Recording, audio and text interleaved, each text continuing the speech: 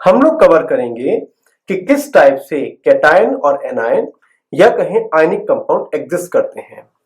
और उनको समझने से पहले हम लोगों ने मान लीजिएगा सबसे पहले आपने 3 एटम ड्रॉ किए और ये 3 के 3 आपस में टच थे। हमने कहा सिमिलर डायग्राम आपने फिर से बनाया और डायग्राम बनाने के बाद आपने कहा एक डायग्राम और आपने बना दिया जिसमें कि ये सब आपस में टच नहीं है। तो हमने कहा इनका रिप्रेजेंटेशन क्या होता है। तो मैंने कहा सबसे पहले डायग्राम में जो आपका एटम बैठा हुआ है उसका साइज जो बीच में वॉइड है उससे छोटा है।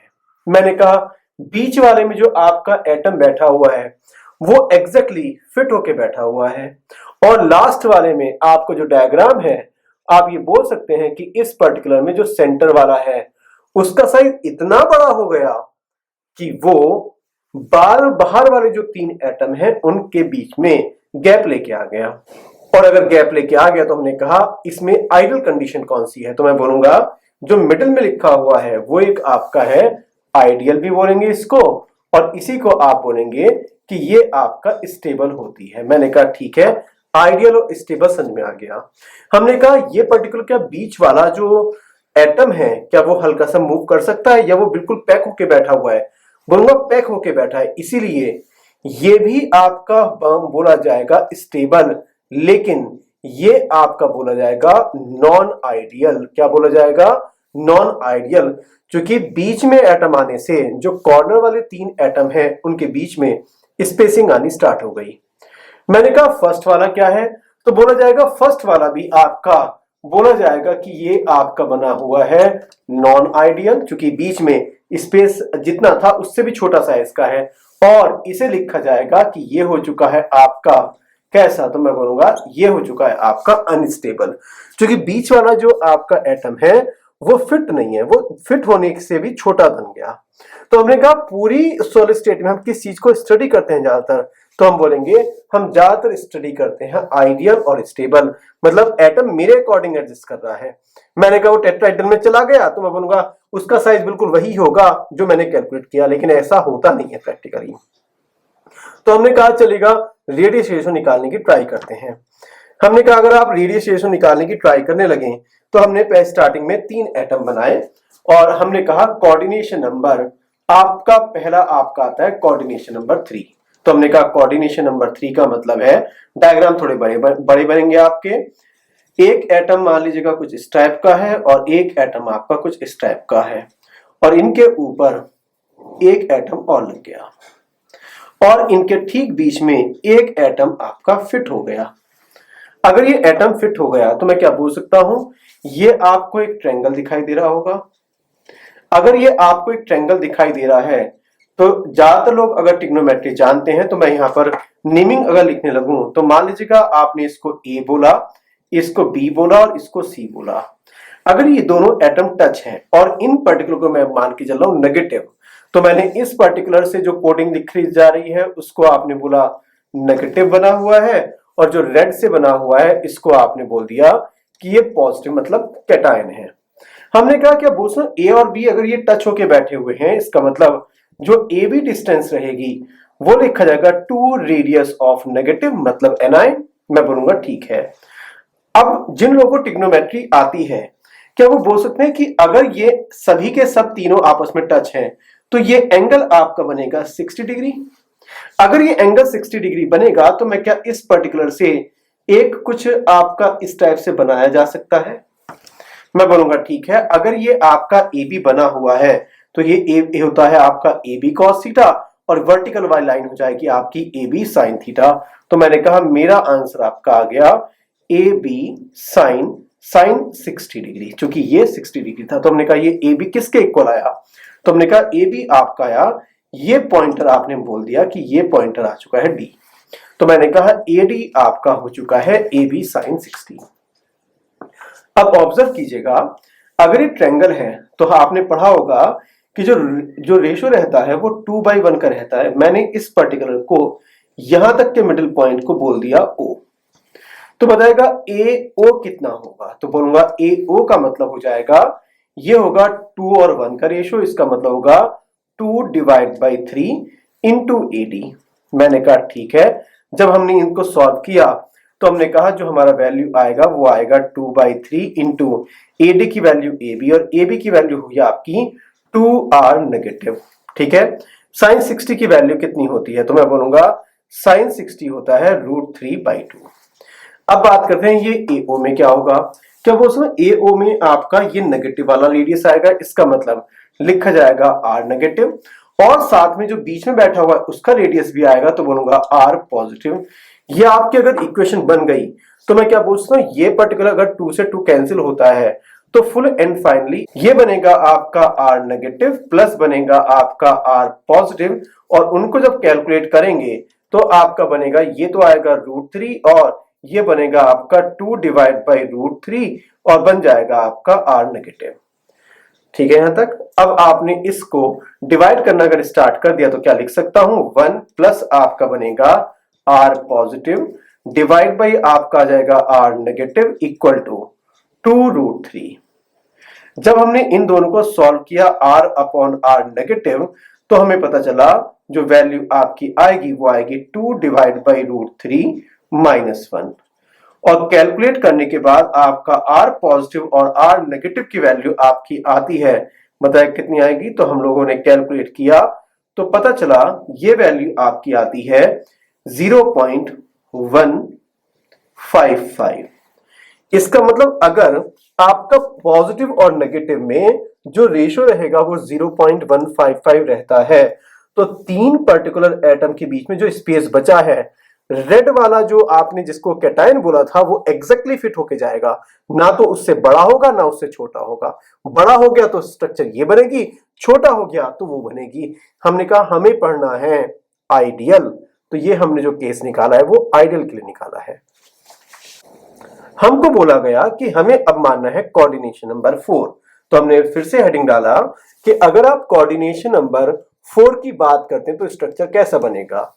तो मैंने कहा जो क्यूब होता है उसमें आपके टोटल 8 कॉर्नर होते हैं, तो मैं ये भी बोल सकता हूं कि जैसे हमने FCC में माना था कि आपको जो मिनी क्यूब रहेगा उसमें 8 कॉर्नर में से एक एटम रखेगा और दूसरे को खाली रख दीजिएगा। मैंने कहा मतलब स्ट्रक्चर कैसे रहेगा, तो उन्होंने कहा देखिएगा अगर आप ये पर्टिकुलर स्ट्रक्चर बनाते हैं FCC का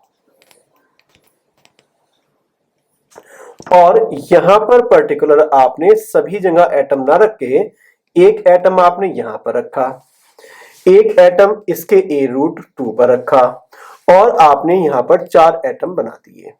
अगर आपने 4 एटम बना दिए तो मैंने कहा ये समझ में नहीं आया, तो मैंने कहा देखिएगा अगर ये ऑब्जर्वर यहां से देखता है तो क्या मुझे ऐसा लग सकता है कि मेरे सामने आपका 1 आएगा, 2 आएगा, 2 के पीछे 1 रहेगा और उनके पीछे चौथा एटम रखा हुआ है और इनके बीच में ये जो स्पेस बच गया ये आपका बच गया, बन गया टेट्राहेड्रल वॉइड, या कहीं ये जो रेड कलर से बनाया हुआ है ये आपका 4 एटम से सराउंडेड है। मैंने कहा बात तो एक ही है। अगर बात एक है तो मैंने कहा कि बात अगर एक है तो मैंने ये रेड वाला बना दिया और मैंने कहा कि इसका बताइएगा कैसे कैसे होगा। अगर आप इन जो येलो वाले हैं अगर इनको आप चारों को टच मान रहे हैं तो मैं क्या ये बोल सकता हूं कि ये अगर टच होंगे, सोच लीजिएगा अगर ये टच होंगे तो मैं क्या बोल सकता हूं, अगर मैं इसको A मानता हूं तो ये गैप कितना आ जाएगा, बोलूंगा ये A होगा, ये A होगा, तो ये गैप हो जाएगा आपका, बताएगा कितना, बोलो जाएगा A√2 इक्वल टू आपका आएगा, बताएगा 2R नेगेटिव। ध्यान रखिएगा जो अभी बना रहा हूं ये मिनी क्यूब है, आप इसमें A ले सकते हैं, अभी कोई ऐसी दिक्कत वाली बात नहीं है। मैंने कहा इसको मैंने बोल दिया इक्वेशन नंबर 1, ठीक है। उन्होंने कहा दूसरी बात देखिएगा अगर मैं इसको कुछ इस टाइप से स्टडी करता हूं तो क्या बोल सकते हैं ये आपका बॉडी डायगोनल था। अगर ये आपका बॉडी डायगोनल था तो बताएगा यहां से लेकर अगर मैं केवल इसके सेंटर तक पहुंचता हूं तो ये जो गैप आएगा ये A√3 नहीं आएगा, ये गैप आएगा A√3 डिवाइड बाई 2। तो मैंने फिर से लिखा कि मैंने कहा अगर आप A√3 डिवाइड बाई 2 लिखते हैं तो इसमें कौन कौन सी रेडियस आएगी, बोलूंगा देखिएगा एक रेडियस तो ये आएगी, इसका मतलब R नेगेटिव, फिर आपका आएगा रेडियस ऑफ पॉजिटिव, मैंने कहा ये मेरी इक्वेशन बन गई। हमने कहा हमें ए पसंद नहीं आया, तो उन्होंने कहा अगर ए पसंद नहीं आया तो यहां से वैल्यू चेंज कर दीजिएगा। अगर आप वैल्यू चेंज करते हैं तो √3 डिवाइड बाई 2 बनेगा और ए की वैल्यू रखने के बाद आपका बन जाएगा √2 और आर नेगेटिव। वेरीफाई करवाना देखिएगा आपका काम है। और यहां पर बन जाएगा आपका आर नेगेटिव प्लस बन जाएगा आपका आर पॉजिटिव। अब अगर आप इसे डिवाइड करने बैठ जाते हैं तो ये बनेगा आपका स्क्वायर रूट ऑफ 3/2, जिसकी वैल्यू आप बता सकते हैं कि वैल्यू आपकी आएगी 1.5 R negative equal to R negative plus ये बन जाएगा आपका आर पॉजिटिव। पूरी इक्वेशन को आर नेगेटिव से डिवाइड कीजिएगा तो क्या आपका वैल्यू बन जाएगा R positive upon R negative equal to square root of 1.5 minus 1। जब आपने इसकी कैलकुलेशन की तो आपको जो वैल्यू मिली वो मिली आपको R positive upon R negative equal to, तो ये वैल्यू मिली आपकी 225। और हमने कहा ये जो टेट्राहेड्रल की वैल्यू होती है ये जरूरत से ज्यादा इंपॉर्टेंट है। आपको ये डेटा याद होना चाहिए कि अगर कोऑर्डिनेशन नंबर 4 है और आपको बोला जाए आइडियल स्ट्रक्चर है तो नेगेटिव और पॉजिटिव का जो रेशियो होना चाहिए वो 0.225 होना चाहिए, तो बोलूंगा ये स्ट्रक्चर आइडियल और स्टेबल मानी जाएगी। हम लोग अगली बात करने लगे कोऑर्डिनेशन नंबर। अगर आपको बोला जाए कि यह 3 हो चुका है, 4 हो चुका है, तो अगला कोऑर्डिनेशन नंबर आता है आपका 6। हमने कहा 6 में क्या कहानी होगी, तो उन्होंने कहा देखिएगा अगर आप पर्टिकुलर मान लीजिएगा कि आपने 3 एटम ड्रॉ किए और बीच में आपने इसके ऊपर आपने फिर से 3 सर्किल ड्रॉ कर दिए, 1 सर्किल, 2 और 3। तो इन 6 के बीच में जो आपका स्पेस रहेगा उसको आप बोलेंगे इसका कोऑर्डिनेशन नंबर 6 है। मैंने कहा पहले भी मैंने बताया था कि मुझे कभी भी 3 के ऊपर 3 नहीं देखना, क्योंकि मैं अनकंफर्टेबल होने लगता हूं। तो मैंने कहा फिर कैसे करना है, बोलूंगा 4 एटम एक लाइन में है, एक ऊपर और एक नीचे। तो मैंने समझाने के लिए आपको बताया कि पर्टिकुलर हम लोग पहले भी कवर कर चुके हैं। मान लीजिएगा आपके 4 एटम एक प्लेन में है, 1 2 3 और 4, और एक एटम इनके ऊपर से आएगा और एक एटम इनके नीचे से आएगा। अगर आप इधर से विजुलाइज करते हैं तो ऐसा लगेगा 3 के ऊपर 3 है, और इधर से देखेंगे तो आपको लगेगा 4 के ऊपर 1 और 1 नीचे है। मैंने कहा वॉइड कहां होगा, तो उन्होंने बोला देखो वॉइड यहां पर होगा, इनके ठीक बीच में। मैंने कहा अगर ये वॉइड होगा और मैं अभी के लिए किसी पर्टिकुलर एक डायरेक्शन को मान लीजिएगा आप ए मान लेते हैं, इसको आपने ए मान लिया। जैसे आपने इसको ए माना तो क्या बोल सकता हूं, ए इक्वल टू हो जाएगा आपका 2 आर नेगेटिव। ठीक है यहां तक। अगर यहां तक सही है तो क्या आप फिर से बोल सकते हैं कि आपने पर्टिकुलर ये गैप अगर आप देख रहे हैं तो ये गैप आएगा आपका ए √2। मैंने कहा ठीक है।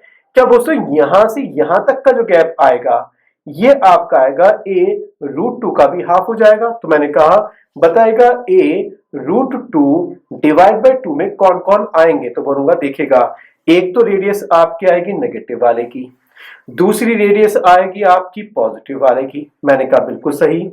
मुझे यहां से ए पसंद नहीं आया तो मैं क्या इस ए की वैल्यू ऊपर से लिख सकता हूं कि जो वैल्यू बनेगी वो आपकी बन जाएगी 2 आर नेगेटिव, और सीधा बोलूंगा इसको कैलकुलेट करने के बाद ये बनेगा 1/√2, और ये फिर से बन जाएगा आपका आर नेगेटिव प्लस बनेगा आपका आर पॉजिटिव। इन सबको सॉल्व करते हुए हमने कहा कि ये बनेगा आपका √2 और √2 की वैल्यू होती है 1.414। मैंने कहा ठीक है। जब ये आर नेगेटिव इधर आएगा तो 1.414 में से माइनस हो जाएगा आपका 1, तो बन जाएगा 0.414, और जब ये आर नेगेटिव डिवाइड में जाएगा तो मैं बोलूंगा इतना सब काम सॉर्ट करने के बाद क्या फुल एंड फाइनली आप बोल सकते हैं आर पॉजिटिव अपॉन आपका जो आर नेगेटिव आएगा उसका जो रेशियो बनेगा वो बनेगा 0.414। हमें बॉक्स में इसको बंद करना है, सुबह दोपहर शाम याद करना है, क्योंकि कई बार कंपटीशन वाले क्वेश्चन पूछ चुके हैं। तो ये कोऑर्डिनेशन नंबर अगर आपने इस रेशियो का फिट कर दिया तो ये पर्टिकुलर बिल्कुल जितना स्पेस होगा एग्जैक्टली उतना ही जाके फिट होगा। हमने कहा कोऑर्डिनेशन नंबर 6 हो गया, क्या कोऑर्डिनेशन नंबर 6 के ऊपर होता है? मैंने कहा हाँ, एक और बचा है। मैंने कहा कौन सा बचा है? तो उन्होंने कहा कोऑर्डिनेशन नंबर आपका बचता है कोऑर्डिनेशन नंबर 8, जो कि बहुत ज्यादा सिंपल है। हमने कहा सिंपल की अगर बात करने लगे तो हमने कहा चलेगा, सबसे पहले आपने एक क्यूबिक सिस्टम ड्रॉ किया और क्यूबिक सिस्टम में आपने बना दिया, जैसा आपको पहले बताया गया था कि आपने सभी जगह आपने एटम बना दिया। मैंने कहा सभी कॉर्नर पर एटम आ चुका है। मैंने कहा जैसे आपने सभी कॉर्नर बोला तो मैंने कहा एक आपकी जो एज है वो गायब हो गई थी, तो मैंने इसको भी ड्रॉ कर लिया और यहां पर आपका एटम बना दिया। मैंने कहा अभी क्या होगा?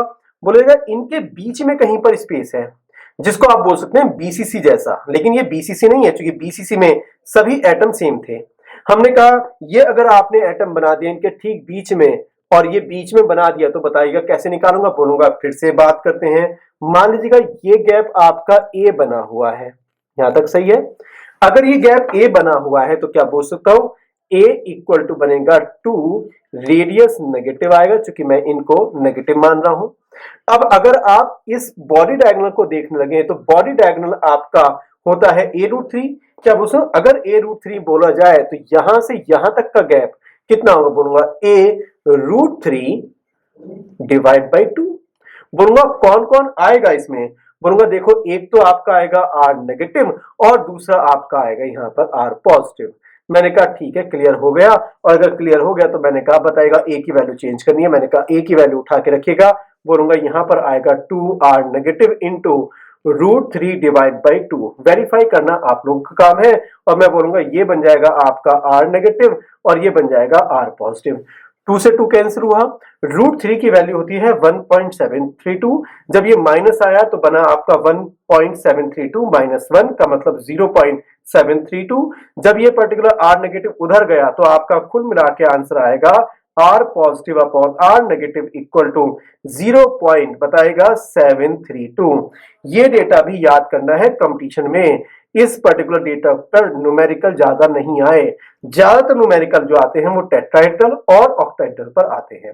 फिर हमें बोला गया क्या ये डेटा याद करना है? और जब बुक्स वाले की बात करते हैं तो बुक्स वालों ने बड़ा कंफ्यूजन डाल रखा है कि बता रखा है कि एक रेंज आनी है। हमने कहा रेंज याद नहीं करनी, हमें रेंज में आपका जो आइडियल होगा वो नॉन आइडियल बन जाएगा। तो कुछ भी कर लीजिएगा, आपको ये डेटा याद करना है एग्जैक्ट।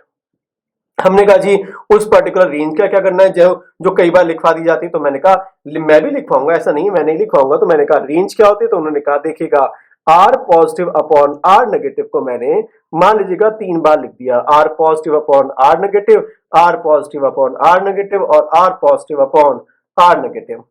पहला आपका अगर आंसर देखा जाए या लास्ट से स्टार्ट करने लगे तो आपका ये जो पर्टिकुलर आएगा ये आएगा 0.732 से। अगर ये कम होता है 1.00 तक तो ये स्ट्रक्चर बनती थी कैसी? बोलूंगा ये कैसा था?